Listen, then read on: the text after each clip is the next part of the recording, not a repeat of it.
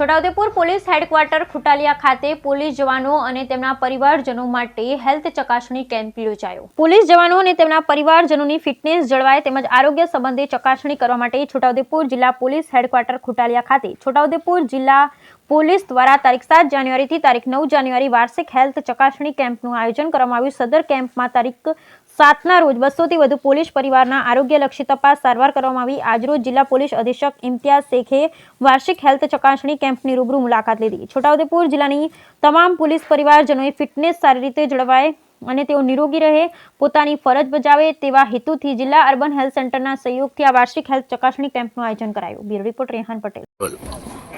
આજ રોજ તારીખ 8મી જાન્યુઆરીના દિવસે અને ગઈકાલ તારીખ 7મી જાન્યુઆરીના દિવસે છોટાઉદેપુર જિલ્લામાં પોલીસ કર્મચારી તથા તેમના પરિવારનું વાર્ષિક મેડિકલ તપાસણી ચાલી રહી છે, જેમાં અલગ અલગ જગ્યાઓ ઉપર અલગ અલગ પોલીસ સ્ટેશનના પોલીસ કર્મચારીઓ અને એમના પરિજનો આવીને અલગ અલગ એંગલથી મેડિકલ ચેકઅપ કરાવી રહ્યા છે।